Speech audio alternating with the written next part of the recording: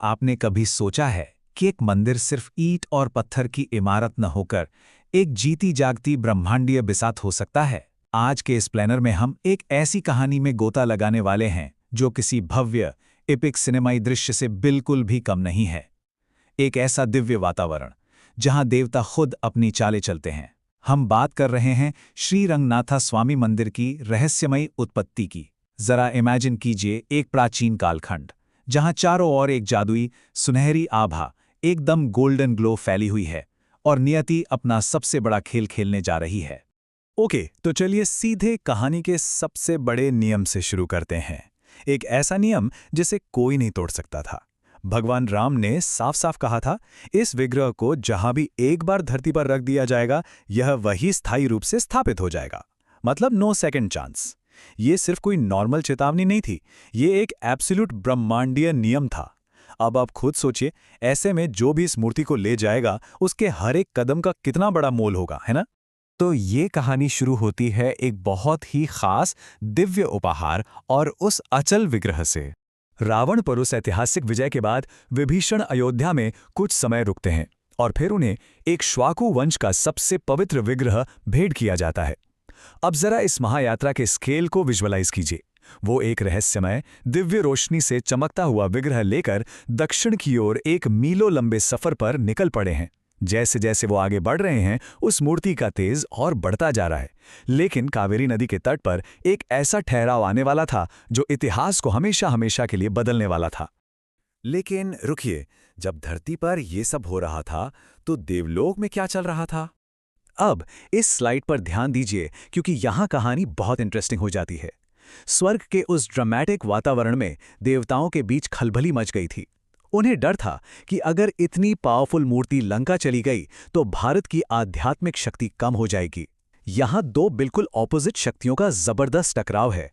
एक तरफ विभीषण की अडिग भक्ति है कि भाई मुझे तो यह विग्रह लंका ले जाना ही है, और दूसरी तरफ देवताओं का दृढ़ संकल्प।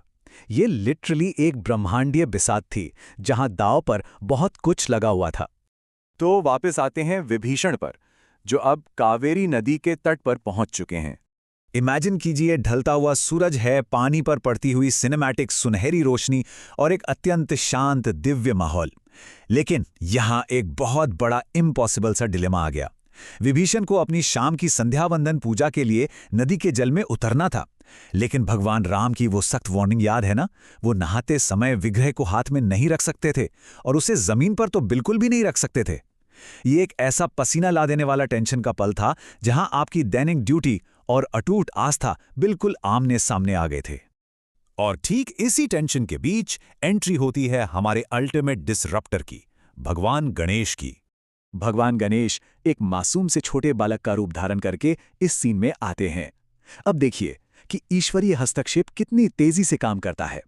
विभीषण ने उस बच्चे पर भरोसा करके मूर्ति उसे थमा दी और कहा, इसे नीचे मत रखना। लेकिन जैसे ही विभीषण पानी में उतरे, बालक ने तेजी से 3 बार आवाज लगाई और पलक झपकते ही उस दिव्य मूर्ति को सीधे धरती पर रख दिया। ये लिटरली इस पूरी कथा का सबसे बड़ा क्लाइमैक्स था।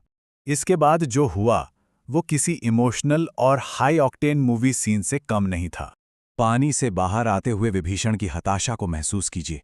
एक महान शक्तिशाली योद्धा जो गुस्से में लाल होकर उस छोटे बालक के पीछे दौड़ रहा है।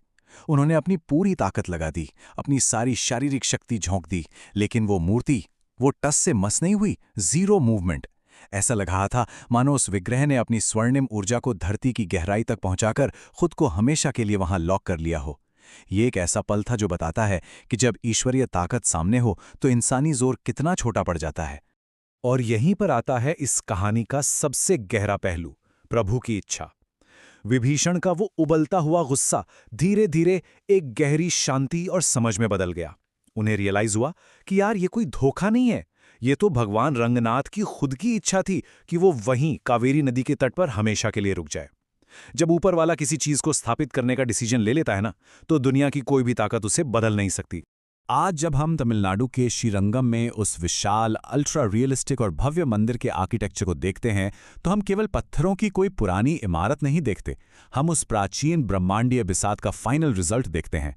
और ये सब हमें एक बहुत ही गहरा सवाल सोचने पर मजबूर कर देता है। क्या नियति हमारी भक्ति को आकार देती है, या हमारी भक्ति नियति को पूरा करने का बस एक माध्यम बनती है? आप क्या सोचते हैं?